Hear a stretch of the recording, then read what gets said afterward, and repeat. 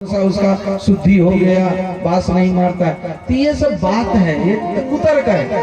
तर्क करना चाहिए पर कुतर्क से बचना चाहिए। हम नहीं कहते कि तर्क नहीं करें, तर्क की कसौटी पे सबको कसना, पर ये कुतर्क हो गया। गंगा नहाने से क्या होता है, तो घर में भी नहाने से क्या होता है, मतलब ये सब कुतर्क में ना फंसना। पर जहां भी रहें उसकी सफाई करें, और यही धर्म का लक्षण है। और जहां साफ सफाई रहती है वहां लक्ष्मी का वास होता है।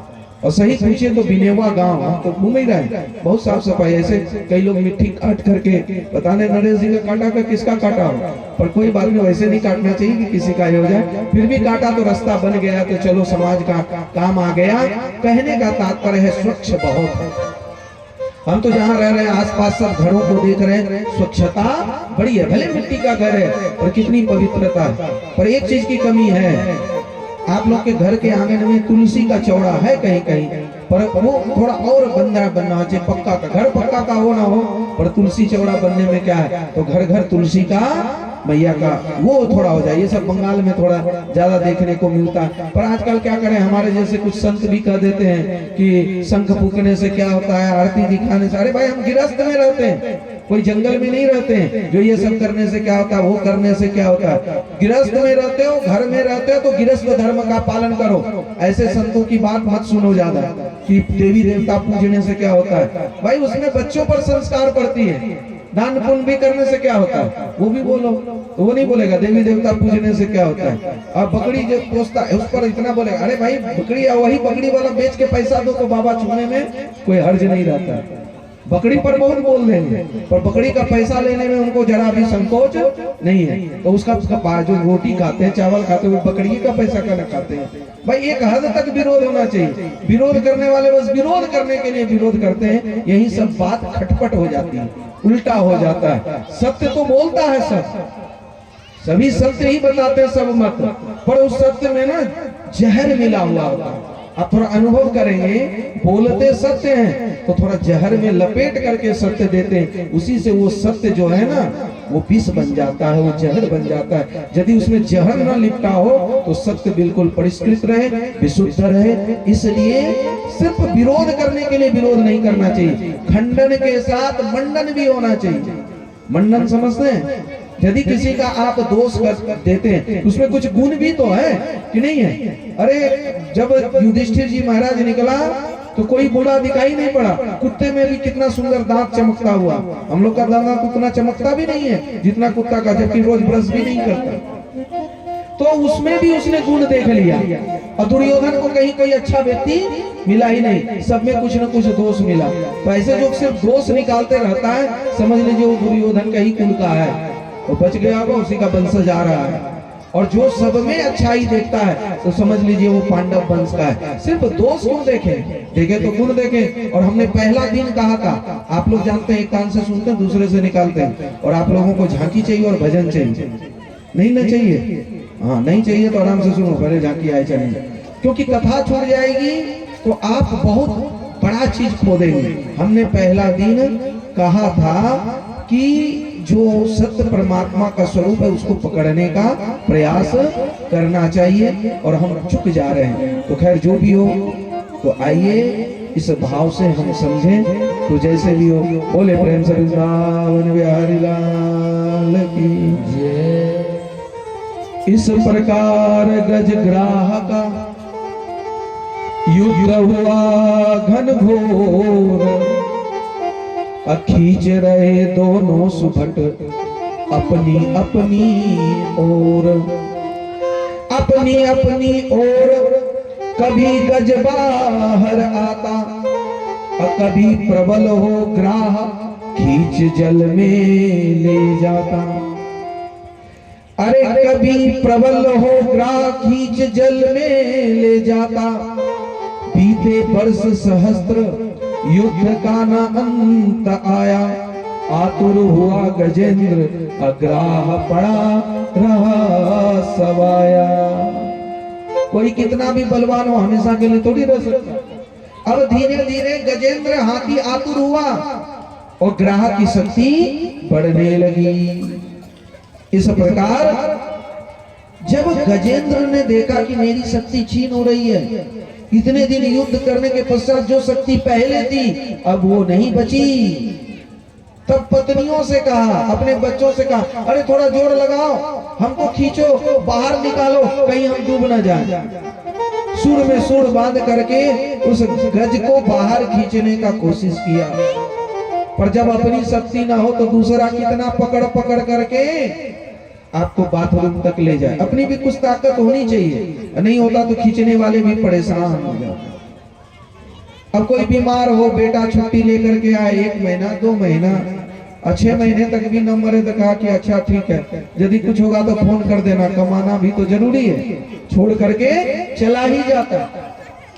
इसी तरह से एक एक करके सभी हथनियों ने साथ छोड़ दिया कि हम सब बहुत प्रयास लगा रहे हैं, थोड़ा आता फिर तो अंदर ही चल जाता है, अरे हम सब अब बाहर नहीं निकाल पाते हैं। एक एक करके बच्चों ने साथ छोड़ा, अंत में पत्नियों ने साथ छोड़ा, और तब जा करके गजेंद्र बस अकेला रहा। क्या करती, पत्नियों को भी तो बच्चे को देखना है, खाली पति परमेश्वर है तो उन्हीं की सेवा करने से तो नहीं होगा। अब कितना करे, तो धीरे धीरे कहा कि अब जब इसको खींच रहे हैं, निकाल रहे हैं, आ ही नहीं रहा, तो क्या करेंगे, भगवान भरोसे छोड़ करके सब अपनी अपनी घर गृहस्थी में लग गए। इसीलिए कहते हैं, गुरु नानक जी ने बहुत अच्छी बात की, प्रीतम जान लियो मन माही, अपने ही सुख से जग बंधियो, अको काहू को नहीं, सुख में आन सब ही संग बैठत, रहत चहु दिस घेरे, विपत पड़ी सब ही संग छारत, को न आवत नेरे। जब तक शक्ति है, सामर्थ्य है, बल है, तो सब अपने लगते हैं, और जब शक्ति सामर्थ्य चल जाता है तो यहाँ कोई अपना नहीं है, कोई अपना नहीं है। पत्नियों ने नहीं सर हिलाइए, आइए पत्नियां है ना, तो भाई देख लो इनको, नाम नहीं लेंगे नहीं तो माइक से सब कुछ सुन लेंगे। खाना बताइए देते, तो नाम नहीं ले रहे, तो पत्नी भी अपना नहीं है,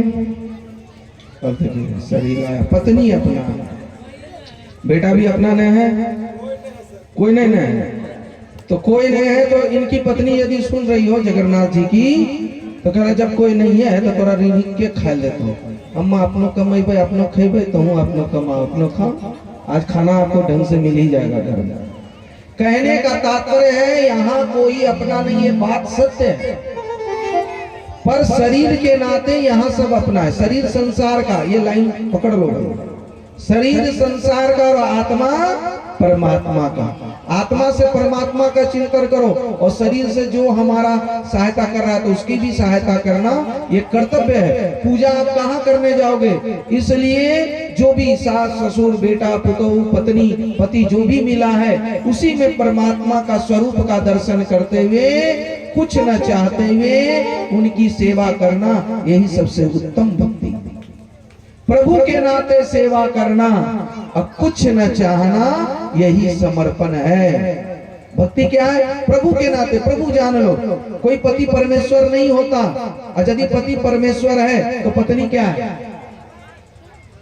अब ऐसा मत सोच लीजिएगा कि आपकी पत्नी को भड़का रहे, नहीं तो कई लोग बाबा ना वो कृष्ण पक्ष लेकर अल्लाह क्या करें, हमको कभी कभी देखते इतना ठंडा में वो बर्तन मांजे पोछे नीपा दे, तो दया नहीं दिखानी चाहिए। फिर भी पति लोगों का हम परमेश्वर, अब वो क्या है, लक्ष्मी है, परमेश्वरी है कि नहीं, मानते हैं परमेश्वरी। आज आप फंस गए, सामने बैठे नहीं, इसलिए इधर तो मुंह ही नहीं घूम पाता था, क्या करें। ये जो विजय विजय बैठा हुआ है इधर जल दर्शन, इनका खिंचाई कैसे करें, आज आप ही सामने बैठे हैं तो आप फंस गए। तो पति यदि परमेश्वर तो पत्नी क्या है, यदि पत्नी पति की पूजा करेगा तो पति को भी चाहिए कि नहीं कि पत्नी की पूजा करे।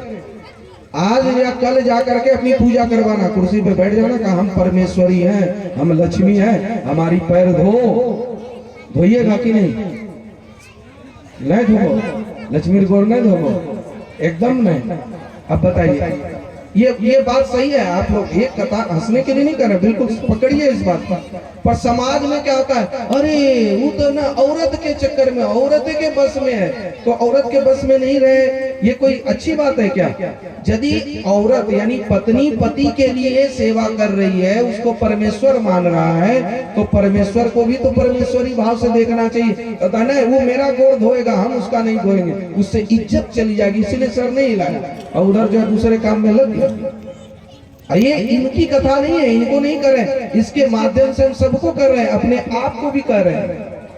यदि पति परमेश्वर है तो पत्नी भी परमेश्वरी है, और यदि पत्नी को आप दासी समझते हैं तो फिर आप कौन हैं? दास। वो बोल दिया पहले, शादी कर हुआ तो नहीं होगा, हो गया हो गया।